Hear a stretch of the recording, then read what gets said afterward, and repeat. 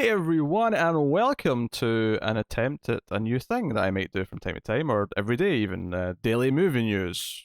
How long this will be, we'll find out. But coming up on today's edition, we have The Batman back in production, we got a new thriller starring Chris Pine in the works, and some more. So let's dig into it. So yeah, The Batman was shut down a couple of weeks ago when Robert Pattinson himself tested positive for the virus that we cannot say on YouTube. Maybe we can now. I don't know. Not that long ago, we couldn't say the name of the thing on the YouTubes. It was a problem.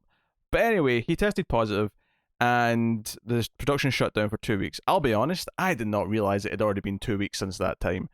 But apparently, they were back in production as of Thursday, the 17th. And they've not actually confirmed if Robert Pattinson himself is back on set.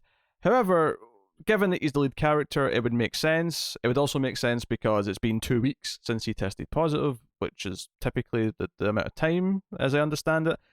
And he was also photographed the day before production came back as, one might put it, making kissy kissy in the parky park with his girlfriend, Suki Suki. We're back on board. And honestly, after that good trailer, I'm excited for the movie. I'm glad that it's going well. I'm glad that he's fine. Everything's all good. So hopefully there's no more hiccups. But given the uncertain time that we are in, it wouldn't surprise me if there is some more. But I mean, hey, hopefully everything goes well from here on out. And it's nice to know that the Batman is once again moving forward. So moving on to some other stuff, we actually have a movie that, while the premise isn't super exciting to me, the creative talent behind it is. And there's some news here to add a writer to this mix. Nasrin Khadouri, if I'm saying that remotely correct, I apologize if I'm not, but she has been hired to write a movie that is going to be directed by Sam Esmail and is going to star Rami Malek, who, if you're interested in Mr. Robot, or if you're a fan of Mr. Robot, you know that those two are the key creative forces there, and it's super exciting having them on board for a movie. So the movie itself was known about. It's the writer here that's the news. But Universal optioned the rights to this movie. This was based on the 2018, it was optioned in 2018 based on the memoir by Kevin Moore and Tamer El-Nouri.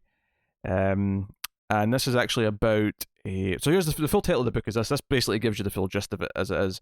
It's called American Radical: Inside the World of an Undercover Muslim FBI Agent. The true story follows El-Nouri, a longtime undercover agent who joined the counter-terrorism unit after September 11th, 2001. In his book, he details his experience infiltrating and bringing down a terror cell that was based in the US. So that is I'm not necessarily into true stories based on things like this, but you put Sam Esmail and Ryan Malek involved, and all of a sudden it's a lot more exciting. So that's moving along at Universal, which is cool. It's called American Radical, is the name of the movie. Obviously, the book, as per usual, has a much, much longer title. So it's like an essay title, more than anything else. Next up, I mean, I don't really know who Harry Styles is, but people seem to care. Wasn't he in Dunkirk? Nolan's worst movie? Wasn't he in that one? So Amazon have closed the deal. Now, I'm used to talking about Greg Berlanti in the TV news, but here we are. Berlanti Schecter Productions have teamed with Amazon to produce a film based on the acclaimed novel My Policeman, with Harry Styles and Lily James in negotiations to star. This is a story that takes place in the late 1990s when the arrival of elderly invalid Patrick, if I can speak properly, into Marion and Tom's home triggers the exploration of seismic events from 40 years previous. The passionate relationship between Tom and Patrick at the time when homosexuality was illegal. So, yeah, it's kind of, Greg Berlanti is an openly gay man, and he has produced a few projects that have really dealt with that topic, and this is another example here. I have a kind of a baseline opinion. I am apathetic towards Lily James. I am apathetic basically towards Berlanti, because most of what I know Berlanti from is DC CW shows, which honestly vary wildly towards the negative in quality. And then Harry Styles, what One Direction, is that what he's from? I have no opinion on him. So But this is a thing, and it's coming. It's My Policeman. That's the name of the book, anyways. Whether or not they keep the title for the movie, we'll see. But there you go. And then the last thing we talk about today is Amazon Studios once again are going to produce an action film, an action thriller called All the Old Knives, which is going to star Chris Pine and Thandie Newton, both of whom I like. Thandie Newton's great on Westworld. I mean, Westworld season 3 wasn't wonderful past a certain point, but she was always good on that show.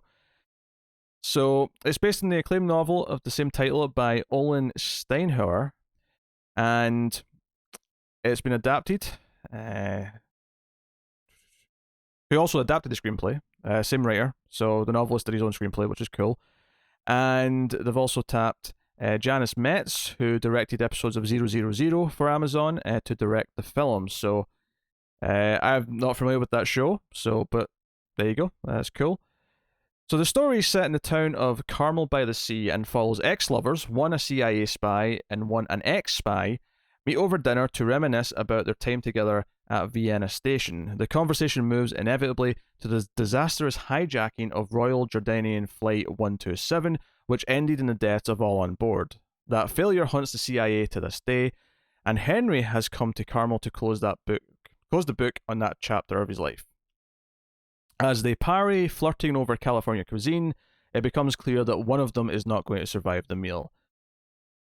I'm intrigued by this. I'm intrigued because I like both actors, but I'm also intrigued because I love the idea of the entire movie being based around them essentially having one conversation. And I assume there's going to be flashbacks as they talk, or maybe there'll be something else, but I do love when there's like a sort of narrative device like that, where it's all just essentially this one meeting where you gradually realize over the course of the movie, like, the sinister intentions or the dark. Now, I actually think it'd be really ballsy if it is just them having a conversation the whole time. I think it'd be a really neat little low budget, let them act their asses off type of thing. I expect flashbacks though. I expect them to gloss it up with some flashbacks. But hey, but yeah, so that is All the Old Knives, which is a pretty cool title as well. So yeah, that's today's movie news. And if this goes well and people like this, maybe I'll be back tomorrow to share some more movie news. But yeah, so thank you very much. Catch us on patreon.com/MailFuzzTV if you want to support everything, but you can do so for free as well by hitting the like button and commenting what you think of the news and all the rest of it. So thank you very much. Get us on Twitter at mailed_fuzz for channel updates, but otherwise that is me. So thank you once again, guys, and I will see you next time.